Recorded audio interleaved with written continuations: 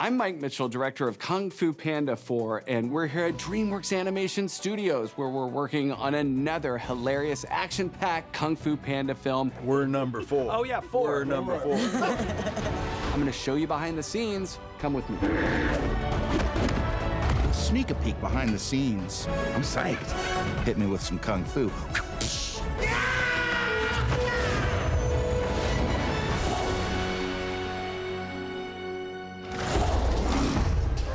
I'm gutted!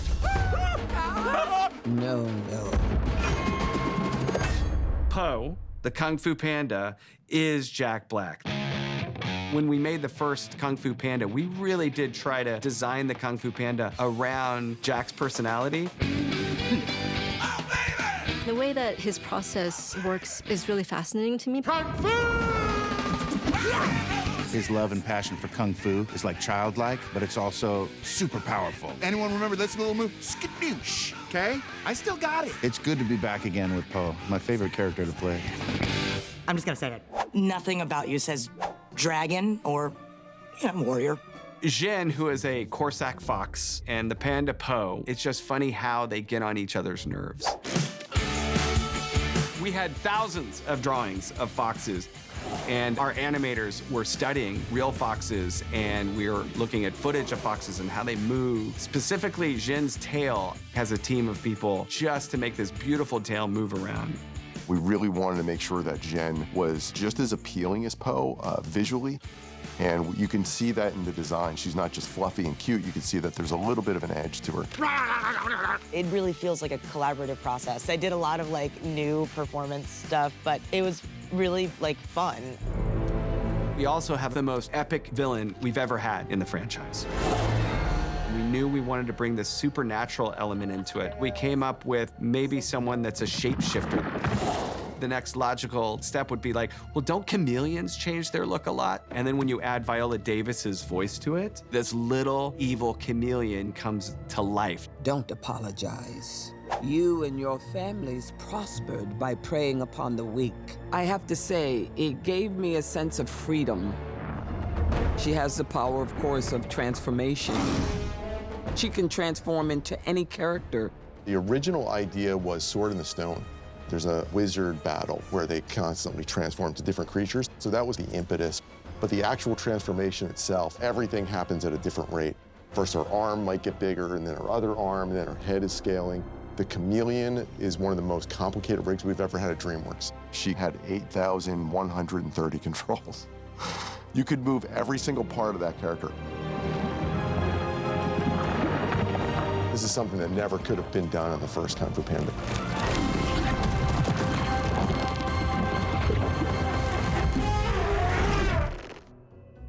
We have a lot of new characters in this film. We've got a fish that lives in a pelican's mouth.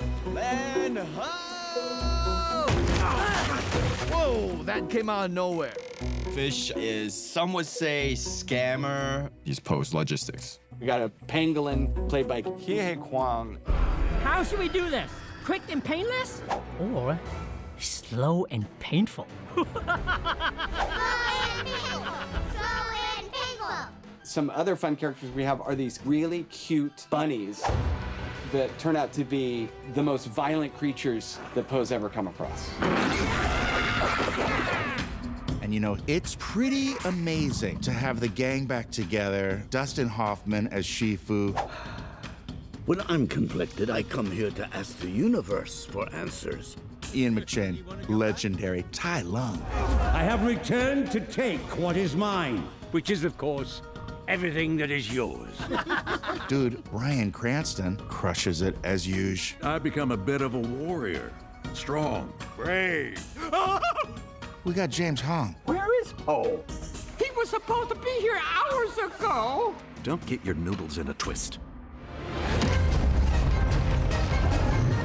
Kung Fu Panda has always raised the bar on the action scenes, and in this movie, the fight scenes are so detailed and also funny.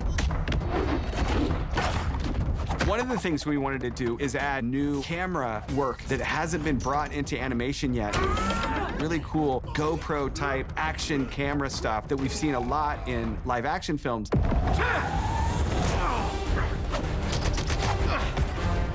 Our head of layout, Josh Gunther, dubbed it now the Go Po cam. We, the audience, really feel like we're there with Po as he's fighting everyone, because the Go Po camera is bringing us right into his POV and then swinging back around.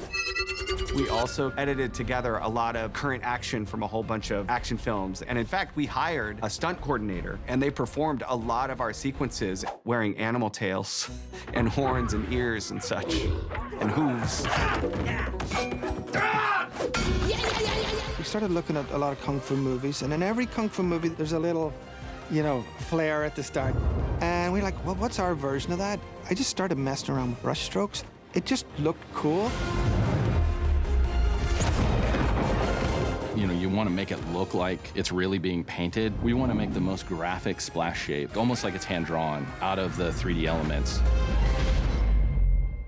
We've got the best animators in the world. Those magicians making these beautiful fight scenes and backgrounds that are really hypnotic. It was very important to have the Valia piece familiar, but when we got to the big city, I wanted Po to be, country mouse in the massive metropolis. That size variety makes for it one of the most popular cities we've ever done at DreamWorks. Paul essentially created New York Times Square in an ancient fantasy China world. We had to make it feel like it was really big. So if you look around a corner, the streets can go on forever. A lot of stairs, just because Po doesn't really like stairs. How could I forget? The directors really wanted to see all the detail within the city. So all the shops, all the crowds, all the little intricate cups and plates and signs. What? Every little bit of it, he'd want to really immerse you inside it. Kung Fu Panda is an homage to the way the West has seen classical wuxia Chinese kung fu movies. The story's all about love, forgiveness, and helping each other, and trying to understand each other. And I hope this message will resonate throughout the whole world.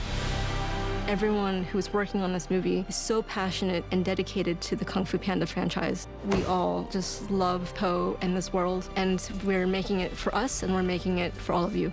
All right, everyone, we're taking a selfie. Is everybody in? Y'all gotta huddle in. I know there's someone on the edge that's not getting in. Yeah, squeeze in tight. How did we do it? Hard work, attention to detail, and you have to have fun while you're making it. That's the secret ingredient. Kung Fu Panda, it's the art of having fun. Peace out!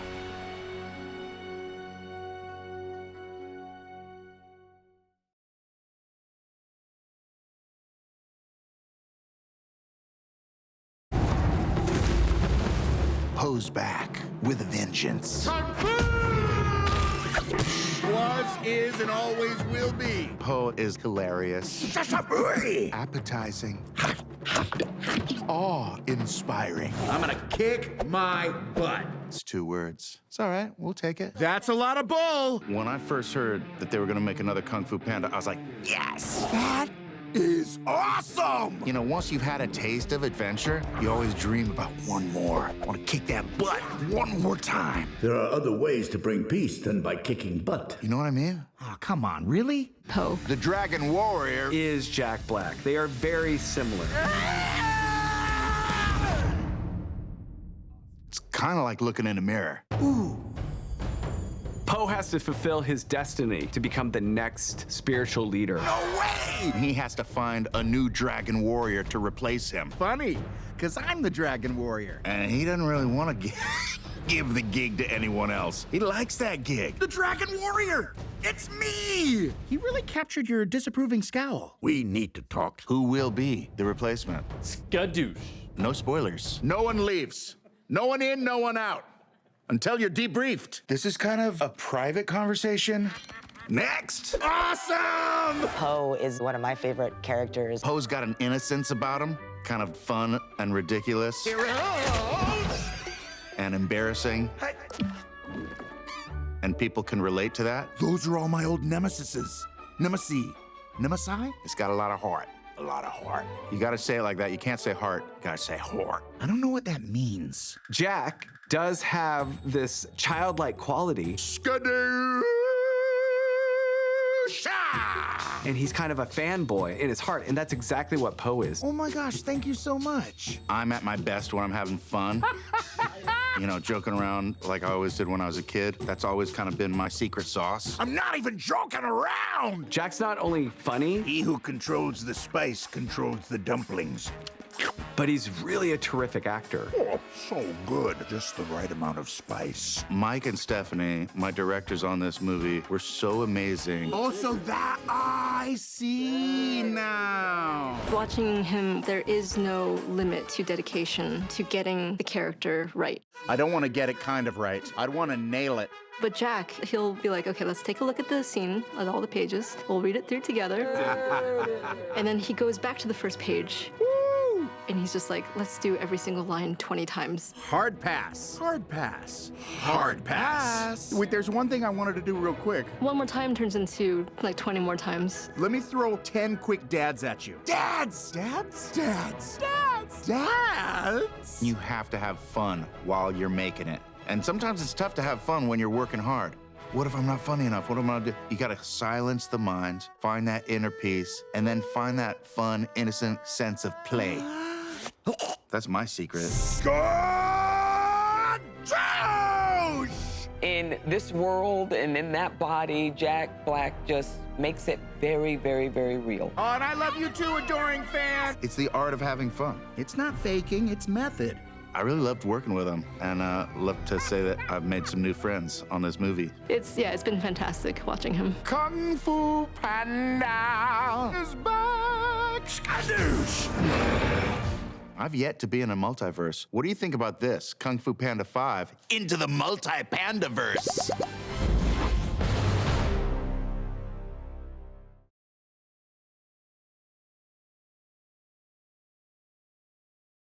Come and get it. Jen is tricky, as I would assume foxes would be. You know what? I love that for you. Jen is fun. Are you doing okay there, big guy? You're looking a little tired. Funky. And furry. With fur. Shen, a ragamuffin from the streets. Careful, these guys will steal your pants right off you and you'll never know it. A scrapper, a survivor. She's a criminal. What? You're a wanted criminal? You sound surprised. Is it surprising? Jen is a thief with a heart that longs for gold. I win again. Beginner's luck. She's fast, very smart. First rule of the streets. Never trust anyone. She definitely spends her life kind of pickpocketing. You've got excellent taste, I'll give you that. When they meet, it's a contentious chemistry. Give it back. If you insist. She has a wry sense of humor, so I enjoy that about her.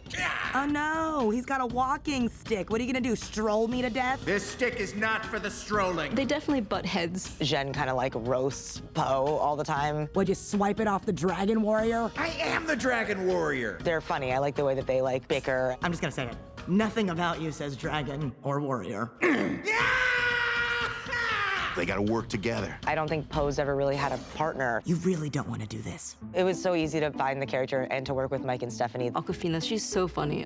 We'll never be friends. They create an extremely free and fun environment to play around. You were intimately bound. They really let you do improv. The Dragon Warrior. The Dragon Warrior. The Dragon Warrior. Warrior. Warrior. Warrior. I remember there was a scene where Mike was like, okay, so you're going down like 1,000 stairs in a cart while being electrocuted. Yeah. Action. Oh, that's nice. It really allows you to be funny and goofy. That's always like a pleasure. It is so fun to be in the booth with Jack. That's still my line. I mean, Awkwafina is a force of nature. Thank you. I've been a huge fan of hers for years. Skablam! Sorry to interrupt. I think you meant skadoosh. She's my teammate. I was taught and told skablam. Oh. I hope that they cut my feed because I'm like laughing sometimes so hard I can't even do my line right. Yeah, it was awesome. It was everything I could have hoped for. He obviously is so good at playing Poe. The dagger of Dingwa. Just to see that in person was really cool. Okay. Bye, great to see you, as always. Yeah. She's the perfect partner on this adventure. Tonight we take down the chameleon. After you get your pants back. Not cool! Awkwafina did a superb job. I feel really honored as a Chinese American to be in this movie. It has always honored the culture, and I think done so in a really cool way that definitely added to the Asian landscape of films. To join an existing family, again, as a fan, it feels really cool. Family, huh? More like distant cousins.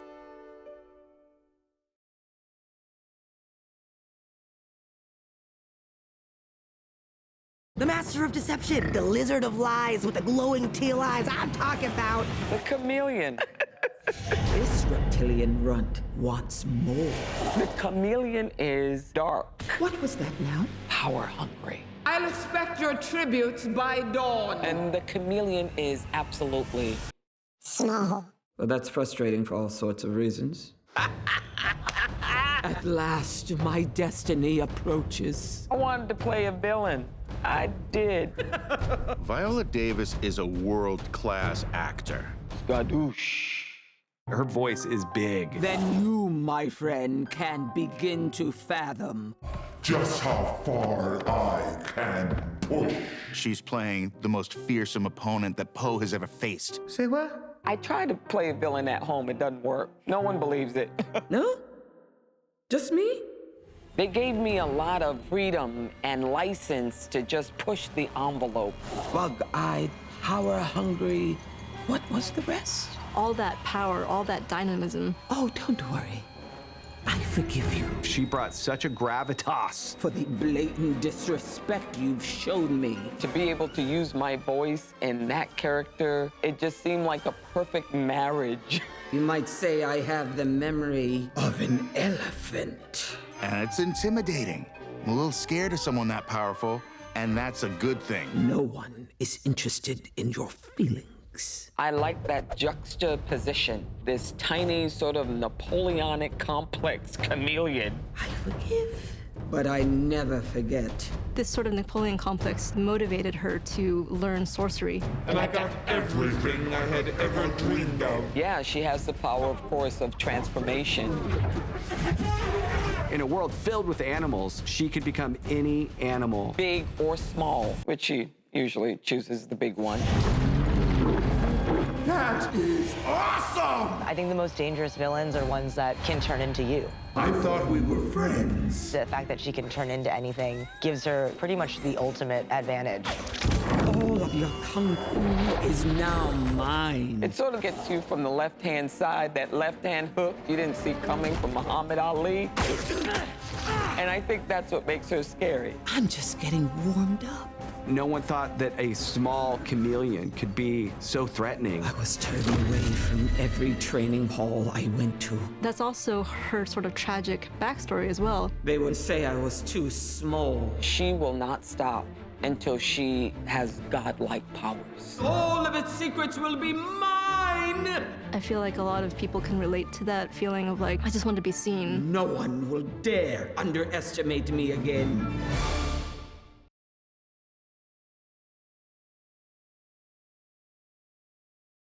What if he's captured? What if he's tortured?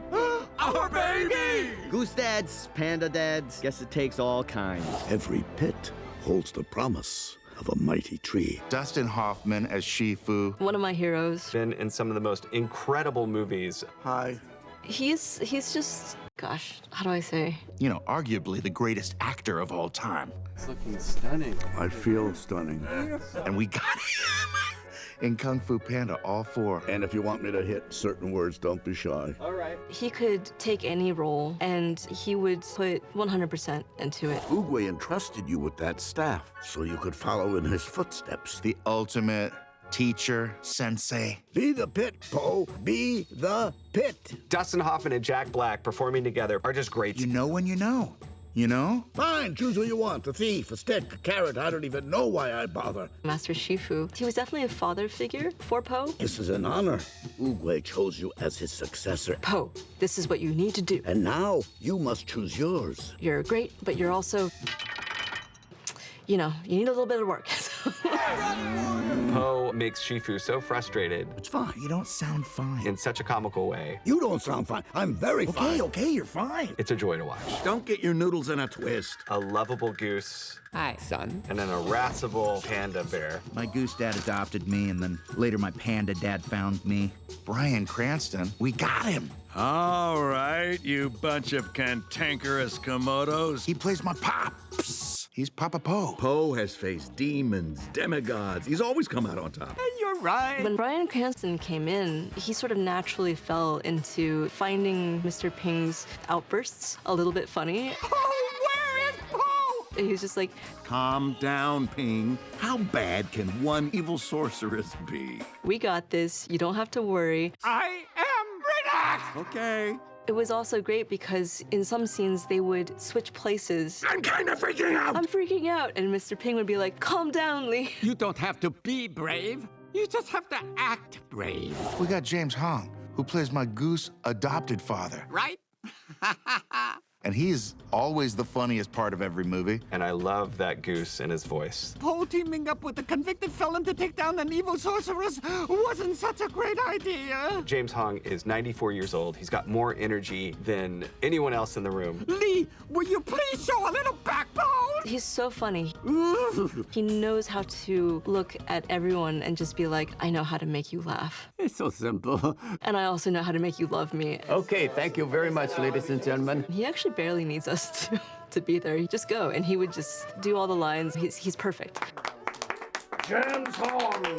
And he's a legend. He's been in it longer than anyone, I think, alive in the industry today. Please don't applaud, just throw money. Dude, I think he was in a movie with Charlie Chaplin. What? That might not be true, but something like... Anyways, Keep working on it. what was I gonna say? That's my son! Our son!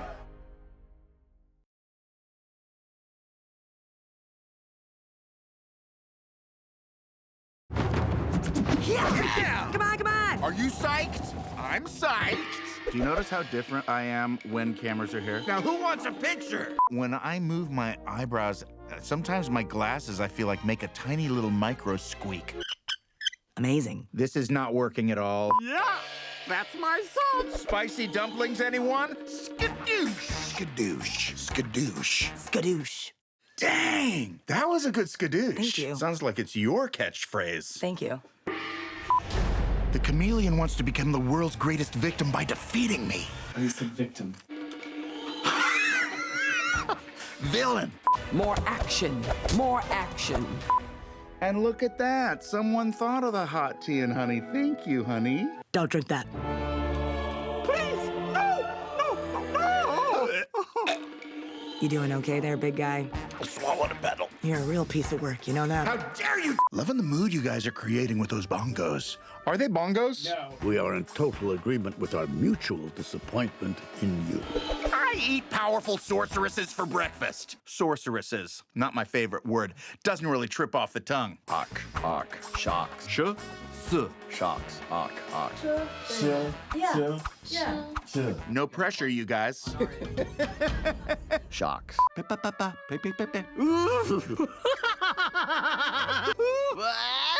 Is that how I sound? I don't sound like that, do I?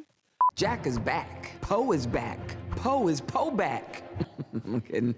She wants to become the world's greatest victim. Victim! Villain! No!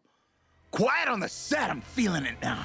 She wants to become the world's greatest villain by defeating me. Got it! Damn! That's in the trailer. Moving, gone.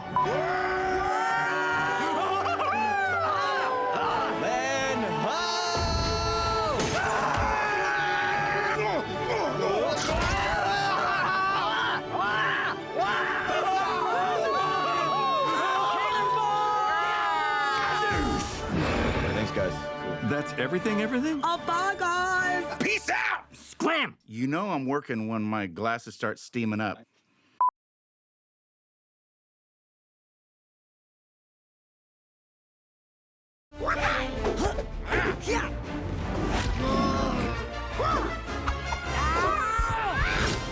Hi, I'm Jack Black, and I play the mighty dragon warrior Po in Kung Fu Panda 4. As Po knows well, Dragon warriors need to keep up their strength, and the best way to do that is by eating a hearty meal. Dumplings are one of Poe's favorite snacks. So today, I'm gonna learn how to make them with Helen and Philip Wang. Hi everyone, I'm Helen. I'm Philip and Jack. We are so excited and pleased to be here to be your dumpling making guides. Well, as a disclaimer, we are not dumpling making experts, but like Poe and Kung Fu Panda, we are expert eaters. Me too. What a coincidence. So today we're gonna be making a traditional Chinese pan-fried pork and cabbage dumpling. So here we have our ingredients. We have green onions, soy sauce, sesame oil, ginger, Sichuan pepper, salt, dried shrimp, cornstarch, and ground pork.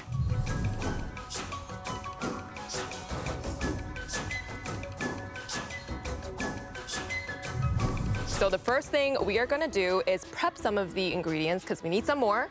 So Jack, how are your knife skills? My knife skills are pretty sharp. Tell me if you think this is right. Ah! It wasn't right down the middle. That's one way to do it, and I think that's the way Poe would have done it too. Get it! Ooh! Still not. You know what? I think I'm gonna go slow-mo. Now we're talking. There we go. That's how you do it. This is such a amazing moment right now, especially as you're. This is perfect. That's actually perfect. It's so easy. It's so easy. Just you got to make it real small. Perfect. Hey, that's looking pretty chopped. I worked up a little bit of a sweat.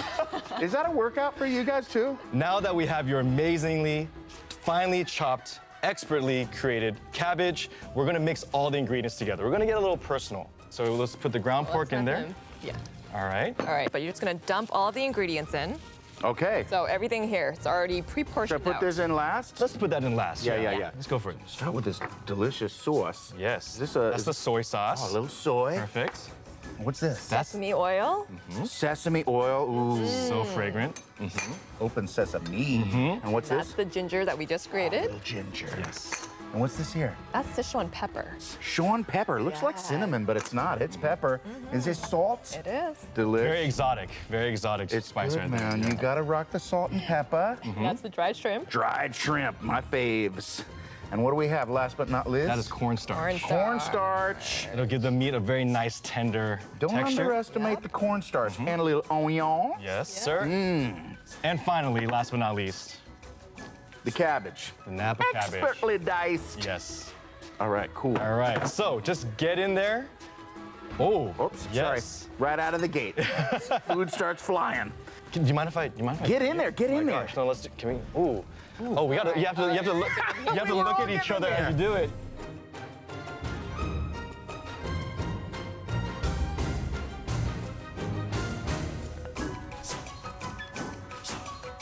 Believe it or not, that was the easy part. Oh, really? Yes.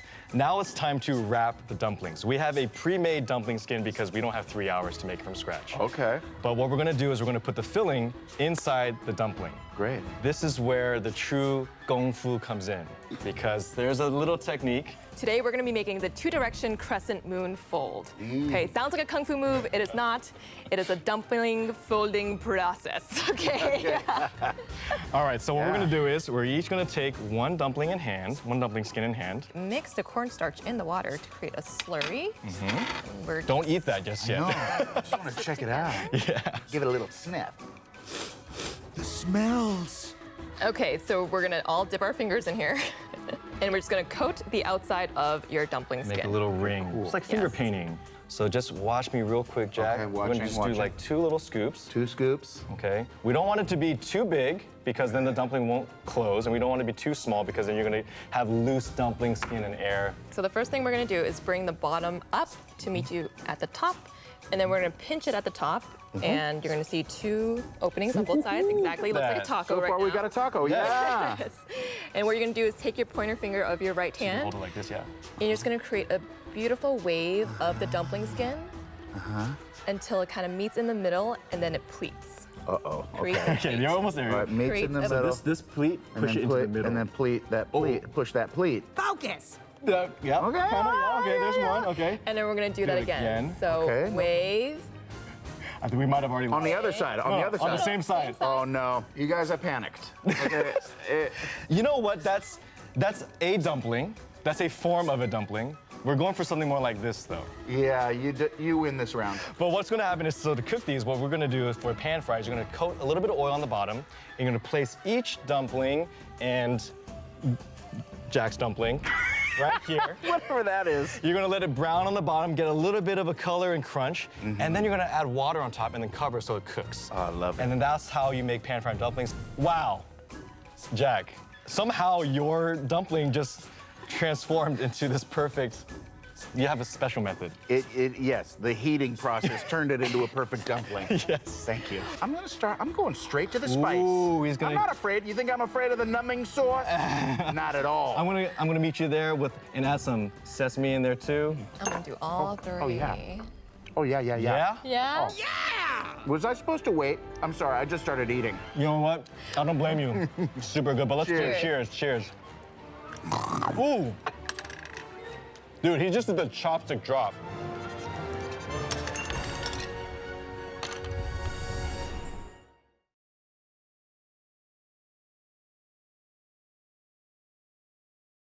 Hi, I'm Sean Sexton. We're going to now show you how to draw some of your favorite characters from Kung Fu Panda 4.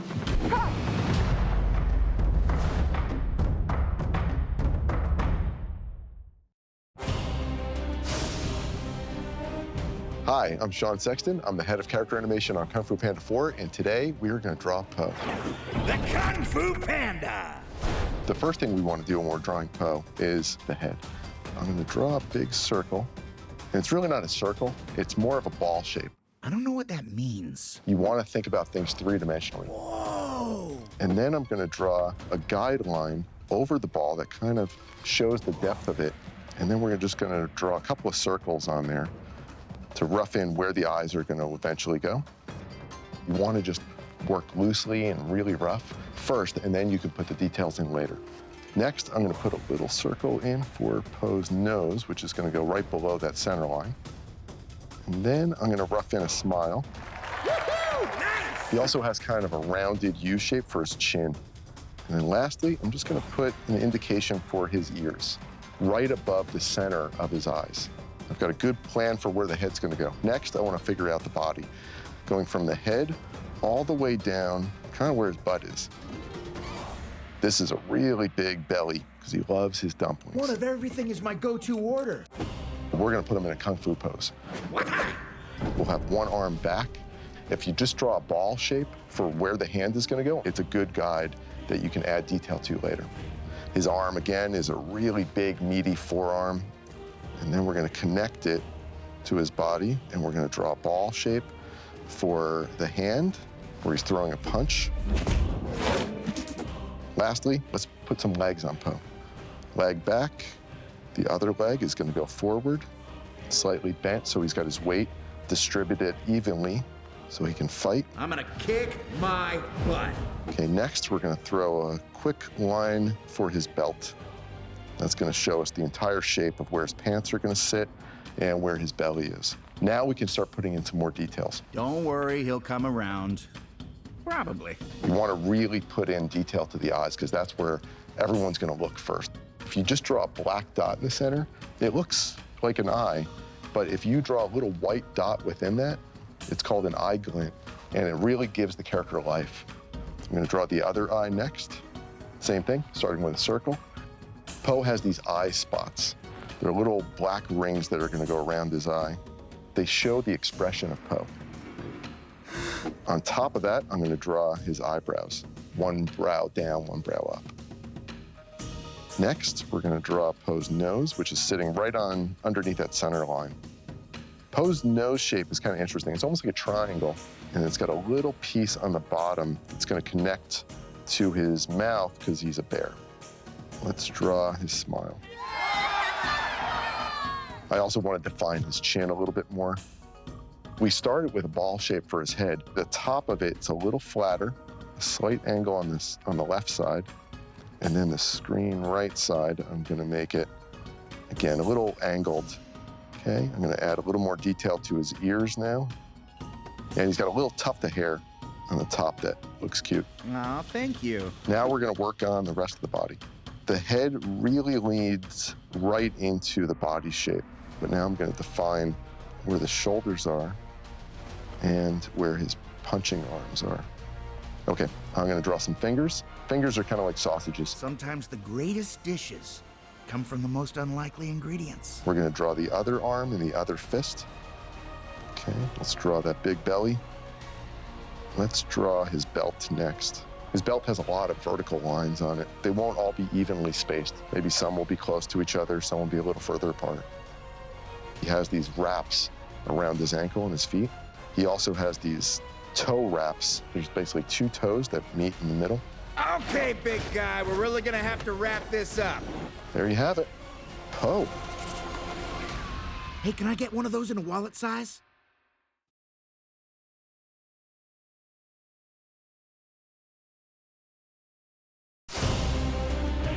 Hi, I'm Patrick Giusiano. I'm an animation supervisor on Kung Fu Panda 4, and I'm going to teach you how to draw Jen. It's me. It's obviously it's me. I'm in the know. Okay, so we're going to try to start with doing a simple line. That's going to be the line of action. Usually I like to use an S shape, and that's going to be the line of the whole body. What we're going to try to do here is just place everything we need.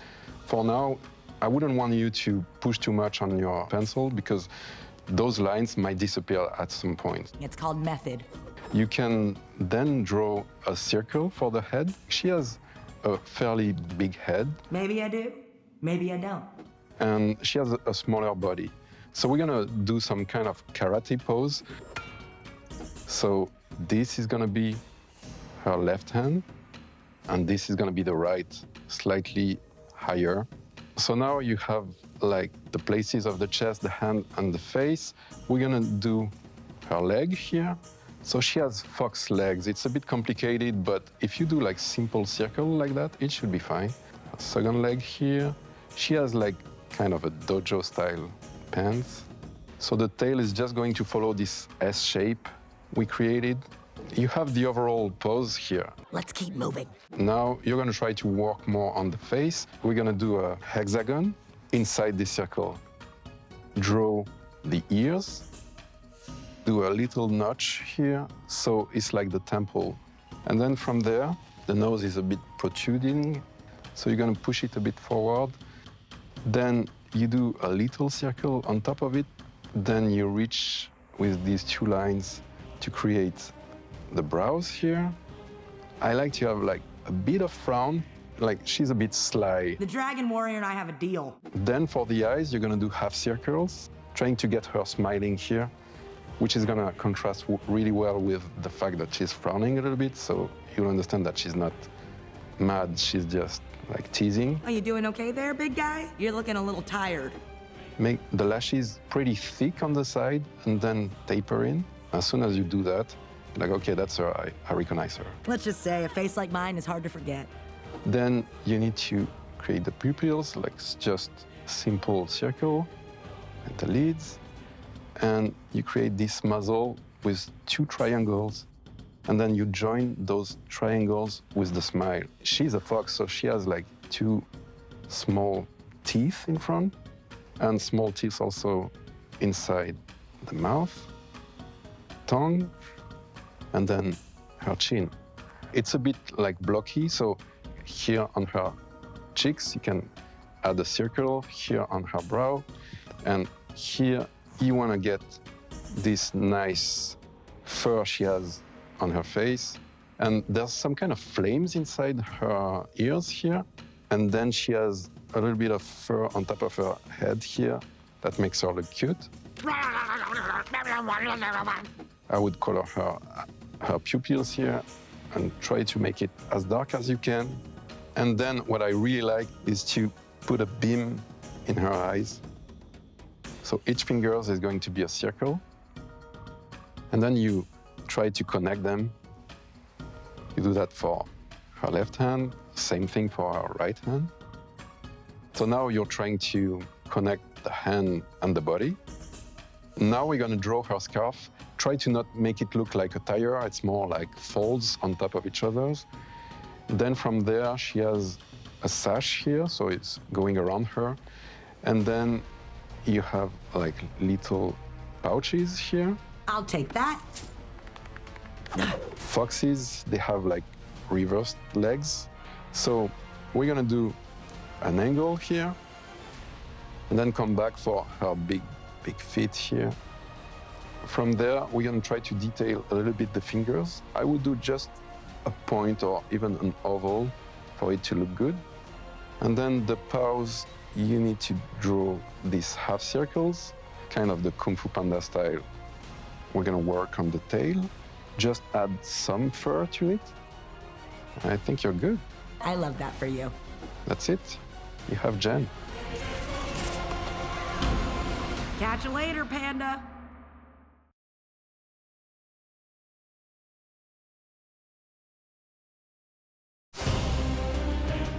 Hi, I'm Ludo Blanchot. I was a supervising animator on Kung Fu Panda 4, and I'm going to show you how to draw the chameleon. The Empress of Disguise, capable of taking any form, mimicking any shape. I have something special in mind. I am very close to achieving it. The drawing we're going to do can be really translated into like teardrop shapes, sphere shapes, and then S shapes to really construct the character, and then we can go a little bit more into details for, placing the eyes and everything. We're going to start the full body, so I'm going to place the head right at the top of the sheet. We want to draw a simple circle high on the page, and that's basically going to represent the center of our face. And then we're going to draw two smaller spheres on each side of that bigger sphere that represents the skull, basically. Those are going to give us the eye location. From there, I'm going to cross-cut in between the lower part of the two circles we use for the eyes, and I'm going to place the nose. We're going to do a little heart shape for the nose, and I'm going to extend this heart shape a little bit lower just to get the chin. And then the eyes are very simple circles with the lids overlapping, and then the iris in the middle. So now I'm going to place the brows, and I'm going to use the top line of that bigger sphere as a reference for the top of her skull. That's going to give me the top of the eyebrow placement. And then I'm going to do an S shape from the nose to the top of that. Then she has those like very wide cheeks. Usually she has that like very evil smile. I can actually just go around and really define the side of her face. Now that I have the head and the head size placed, what I'm going to do is I'm going to place the rest of the body, and think about it as like a little popsicle. What was that now? Like a little dress. I forgive you, but I never forget. We want to draw a straight line down to the ground and then do a little bit of a tapering out kind of shape. That's just going to allow us to just see the body with the proportion of the dress and the head. Add a little sphere right underneath the head with a little gap for the neck. Just going to give her a chest. And then right underneath that new circle, I'm just going to draw like a straight line that's going to give me the belt. She's really standing chest out. She's very elegant. She dominates. I'll expect your tributes by dawn. She has power. So we want a little bit of that curvature in her stature, and that's where the S shape comes into play. So S shape through the head to the ground. So now I have everything that makes her silhouette work. I'm gonna take the height of the dress, and right in the middle, I'm gonna do a little marker, which is gonna be the bottom of the sleeves. We have that circle that defines the chest. I'm gonna do two others for the shoulders, left and right, and these are gonna be used to kind of create the arms. So the arms are basically gonna be drawn like this. So straight down from the shoulder to the elbow, and then back down to the middle with the hands. So I'll put again another ellipse or circle for like hand placement, very rough. She really has those long sleeves. They're very long. So I would even go longer if you want to. I'm gonna do another like very quick circle to place the other hand on top of the other one. We don't have to detail too much of the hands. Ideally, in a big drawing like this, you have to manage the amount of details and then place the sleeve on the other side. So I have roughly all of her silhouette. There's another part of her design, which is the tail. And so I chose a different path. Basically, her tail kind of comes out of the dress and then drags on the ground. The tail is very thick. Having the tail being thicker and bigger made her a lot more threatening. I'm just getting warmed up. The way I would place the horn and the crown is like, the horn is basically a little like diamond shape on top of her head, right? So I would probably just like draw a diamond shape. As a visual reference, if you take the cheeks and then the brows, go straight like this, the tip point here will give you the height of the horn. And then the crown is basically 6 pieces, 3 on each side that go outward like that. And that just gives us the crown. So at this stage, I'm pretty happy. I have pretty much everything that I need. And I think like right now we can really focus on what the head is gonna look like. At last, my destiny approaches. Right now, I'm going to put her smile in. I'm going to do a line that goes from the tip of the mouth underneath the eye, and that's going to give her that iconic smile that she's having. Even though she's evil, she still smiles. She enjoys being evil, apparently. And I got everything I had ever dreamed of. I can just draw the chin a little bit. I can go over and then just make it a little bit more precise. The nose itself doesn't really have a lot of details apart from like the nostrils. The nostrils look just like a little triangle shape that goes inwards, like a little labyrinth. And then we talked about the eyes. The eyes are basically just like a little circle. And I'm gonna make the lids kind of like dropped inwards to really giving that evil look. It wasn't a request. And our irises are also quite interesting. They're not round, they're not oval, and those little eyeball wrinkles are very typical in Cameline, and then we kept that in the design. Her skull has like a little bit of that triple valley where the skull is a little round like this, and then the brows are creating a little bit of volume there. From there, we pretty much have a face. What was the rest? The garment is very, very crafted. It's very elegant. The shoulder pads are pretty easy. They're like a teardrop shape or like a little triangle that has one edge that's rounded. So think about it as a giant fingernail on the shoulder, right? So it's wrapping around the shoulder and it's like extending like this. And then her color is quite interesting. It's a very, very simple kind of color going up like this, wrapping down, but then she has 3 of them. So you can do one and then do little stairs going down. And on her chest here, like one thing that really matters is like she has that kind of front plate, that almost armor plate, like a very thick U shape going around the faceplate and like a square in the middle. The belt is very simple shape, and then it has like 2 little strings going down. I'll just do like a little circle to do the little knob that attached to the belt. And then really the last few things that we have to do is maybe indicating a little bit of the structure of the dress. The dress is basically 3 layers, and they're like panels over panels over panels, very, very complex shape. The way to simplify it is like already one major panel that in the front that again looks like a very, very elongated teardrop shape with like a pointy end. Just draw it all the way down, like draping, and then put the little pointy part like where her chest is facing, basically. The last third of the dress basically is split into different panels. I'm just gonna use a couple of lines to just indicate that the panels are actually splitting without going into too much detail, because again, like what's really important is the general silhouette and her expression. She has spikes and decorations around her horn, her neck, and then her brows. Those little spikes looks like little hooks that are going along her brow ridge, and the crown as well. The crown, meaning the little horn that she has, they are more like little balls of decoration. And then on the brows, I usually do like pieces of hair just to indicate that there's something in there. And then the ones behind the neck are the same ones that are on the horn. The power, the precision. And yeah, that's it for the chameleon. I hope you had a great time, and I'm excited to see your drawings. Chop, chop. We have a spirit realm to plunder.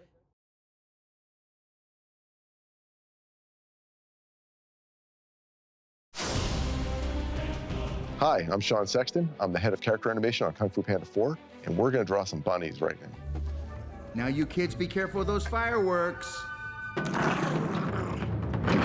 These bunnies can be cute or they can be really, really dangerous and vicious. So let's start with a cute one and then we'll draw a vicious one. Start with a ball shape for the head. We're also gonna draw some guidelines so we know where to put the pieces. What this is called is a gesture drawing. Like we wanna basically work rough and then define. The body's also gonna be a little bit of a ball shape. So it's almost the same size as the head, maybe a little bit bigger. And then we're gonna connect those 2 ball shapes to create a gesture of where the body is. I'm gonna put a belt on him. I'm gonna start drawing his legs, just really roughly. It's funny when their legs are like really pigeon-toed, their feet are next to each other, and their arms are back. It makes them look really cute, unassuming, and you would never know that they could be vicious. Violence makes my tummy tingle. I'm gonna go back up to the top. I'm gonna draw his ears. For this pose, because he's cute, we're gonna keep them upright. Okay, I think we have a good blueprint for this bunny. Now we're gonna start putting some details in. I like to start with the face. The audience is going to be looking at the face first and foremost. So I want to make sure that the face is working, the eyes look good, and they're sitting in the right spot, and then I can put the rest of the details around it. The eyes are going to be really big and round. So we're going to start with some very big round shapes. If you dilate the pupil and you make it really big, it makes them extra cute. Next, I'm going to draw the eyebrows. When you're happy, your eyebrows are usually kind of U-shaped or like a rainbow. Think about happy rainbows for his eyebrows. The other thing to do that's usually pretty good is asymmetry. No one's face is perfectly symmetrical. Oh. So maybe I'll make this one a little higher, this one a little lower. Okay, I'm gonna draw a little tuft of hair on the top of his head. And now I'm gonna go past the ball shape and give him cheeks. The other thing that's nice is drawing these little indications of fur on the side of the cheek. So we're gonna do that. Next, let's draw his nose. And because his head is tilted down to make him look extra cute, we're gonna draw the nose a little bit longer than what we're gonna do with the other bunnies when we draw them. We're also gonna draw a little muzzle, and his cute teeth are kind of like rectangle shapes. And then lastly, on the face, we're gonna draw some whiskers. He's got 3 of them on each side. Okay, let's put some details around the body, starting with the arms and the chest. It's kind of like a triangle shape going from the chest down to the bottom. Next, he's got this belt that ties together his outfit. We're gonna make a nice cylindrical shape for the pants, and then the legs are gonna go within that. Little ball shapes for the feet are nice, and then we're gonna show some indications with some vertical lines for the toes. Let's finish his ears, let's put a little bit more detail in there. We'll draw the inside of the ear. He's got these little wraps that go around the bottom of the ear. Let's put that in. All right, I think we've got one cute bunny here. So now, let's draw a vicious bunny. Violence! Violence! We're gonna start with another ball shape, but this ball shape is gonna be slightly stretched because his mouth is gonna be really wide open, and we're gonna show him with his fangs. I'm also gonna put in some pieces for how big his eyes are gonna be. We're gonna give him really big eyes, and his nose is gonna sit right in the middle. Now we're gonna put his body in. I'm gonna have him flying through the air. He's in beast mode, attack mode. He's gonna have one leg down, like it's just pushing off the ground, and the other one bent up in the air. I'll just draw a little ball shape for where the hands are gonna go now. I'm also gonna make his arms kind of out to the sides like he's about to attack. Just like the other bunny, the cheeks go past the ball shape. And then we're gonna put the ears in a position that makes it feel like he's flying through the air, so they're dragging behind him. Okay, so now I think we have a good blueprint for this guy. Let's put some details in. Instead of drawing really big irises and pupils, what we want to do is we want to draw little dots. When you're angry, your pupils actually contract. You put a little circle around the pupil, and you don't fill it in, and it really makes the character look super angry. Let's put a little more detail into his nose. I like showing a little line of the bottom of the nose. Looks a little more three-dimensional. So the brows in the center, they're gonna come down, and the inner part of the brow will be really, really low, and the outer part will be high. That'll make him look like he's fierce. And we're gonna open up his mouth. We're gonna draw a really, really big mouth. He's got very cute teeth, but when we want him to be vicious, they're really sharp, and they're like 2 to 3 times bigger than his actual teeth. They're a little bit rounded at the top, and they taper at the bottom to make them really sharp. And then lastly, let's put a tongue in his mouth. And the gums, where the teeth are kind of connected to, we're gonna draw some little creases in there to show how stretched open the mouth is. Okay, I think we've got the face pretty much done. Let's start on detailing the body. The belt will show which direction his hips are in. All right, let's draw the arms. So we're gonna put some sleeves on this guy, and we're gonna make them rounded at the bottom so it looks like there's weight and they're dragging. So we started off with just a ball shape, little circle for where the palm is. So what we wanna do with the fingers is we wanna draw little cylinders that go off of the ball shape, and I wanna get nice spread between each finger, so it looks like he's really menacing. The claws are gonna be like little triangles. Great, let's draw the next arm. Put in some spread out fingers and really put those claws in there. Okay, so next we're gonna draw the legs. We've drawn some pants right here. And his leg is kind of U-shaped, so we're gonna finish putting some detail there. And then his foot hangs off of that. And he's got the same type of claws on the toes. So we're gonna draw these little triangle shapes. Okay, let's draw the other leg. This leg is gonna be straight because he's putting his weight on it and he's pushing off. Round that out, put some little claws there. And I think we've got an angry bunny. He looks angry. He looks really, really angry. That panda was right. More violence later is better. So now we've got one bunny that's happy, one bunny that's angry. Yeah! Now let's do a third bunny, if you want, that will be also angry. And he's gonna be the same design, and we can kind of mirror flop it. So we're just gonna put him on the other side. There you have it. There's our 3 bunnies. We've got 1 cute one and 2 vicious ones. Hope you had fun drawing them.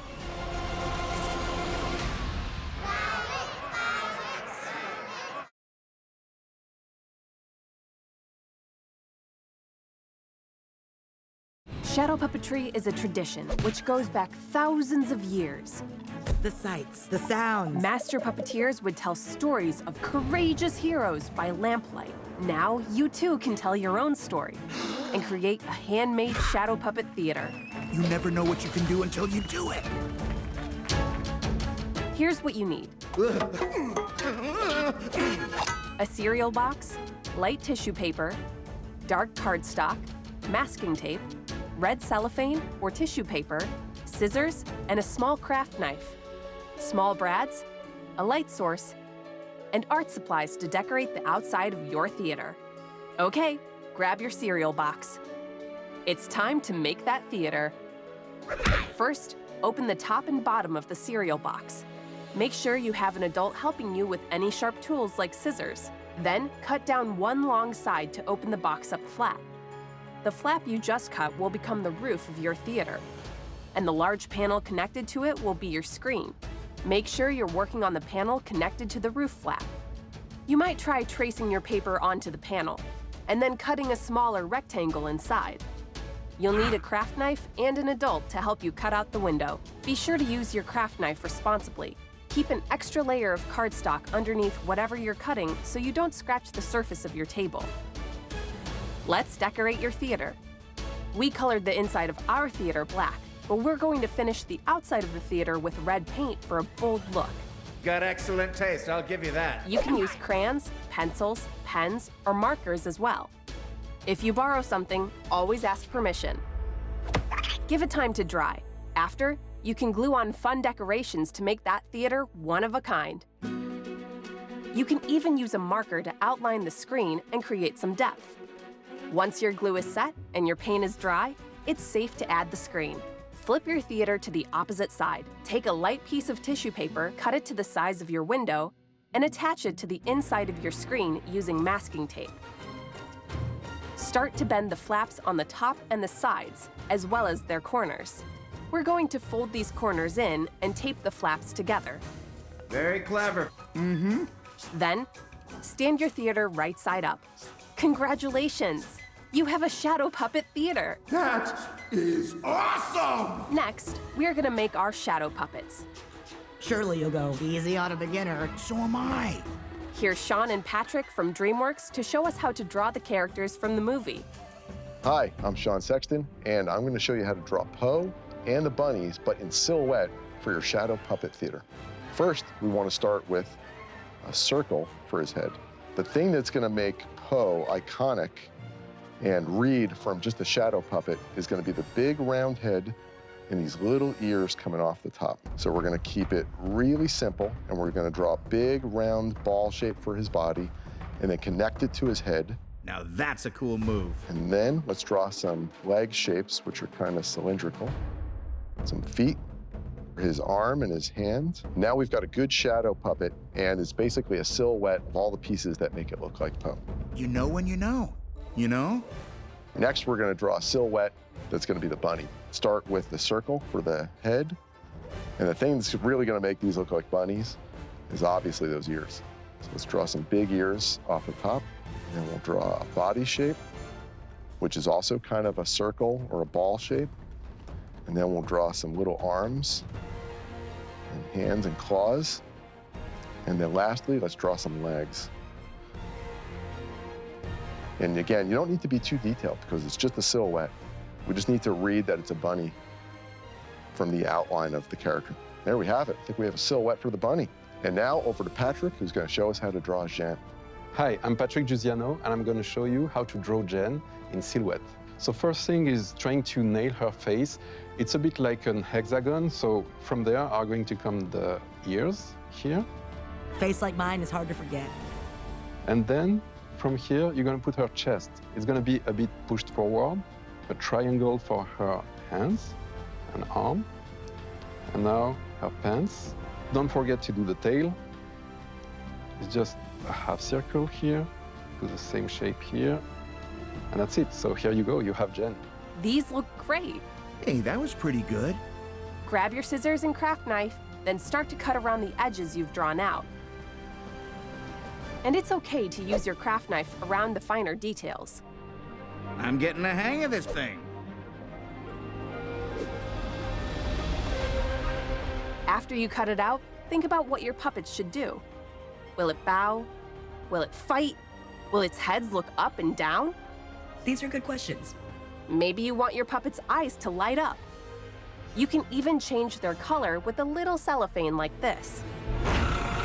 Feels kind of creepy. If you want your character to move, you'll need to add a pivot point. I don't know what that means. For example, we want Po to bow, so we're drawing a pivot point on his waist like so. Oh! Put a dot where your pivot point will be, and then draw a line from one edge around the pivot point and back to another edge. Cut along this line and set aside the piece with the dot on it.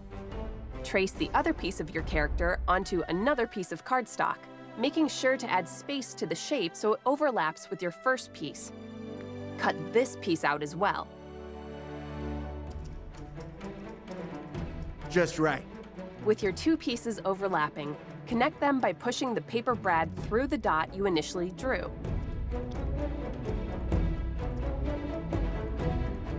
Check to make sure your pivot point is working correctly.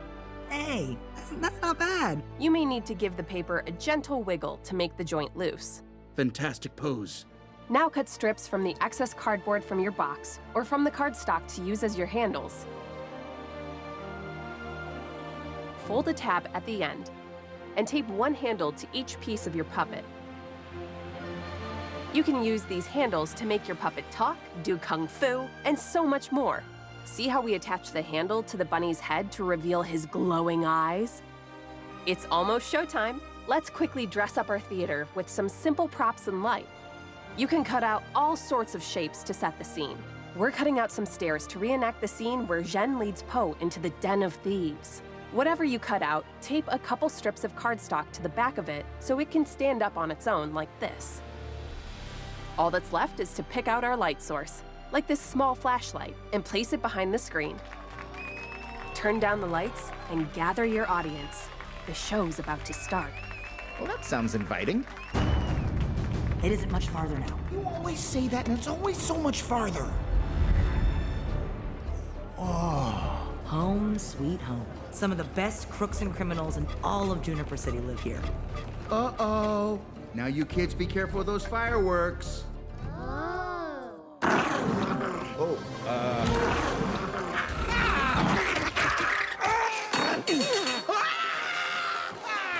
So you're friends with all these people? They're practically family. Awesome! It's not faking. It's called method.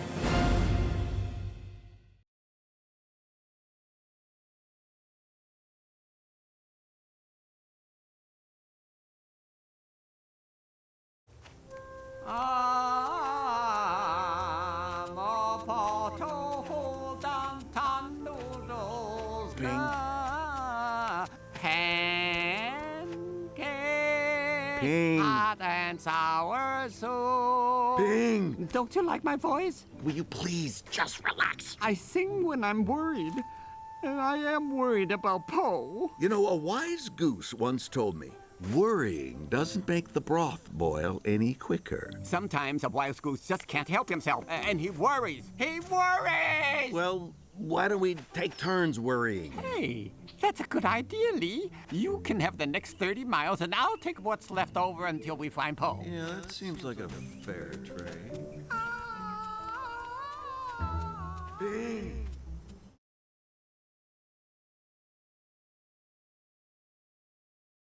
Discarding Ada. Watch out for her. Sure. Pung. You know, Zhen, when we first met, I assumed you were nothing more than a liar and a cheat. Lowest of the low. I see now that there's a chance that I was wrong. Well, as a good friend once told me, it's never too late to do the right thing. And as a wise goose once said, never judge a broth by its bowl.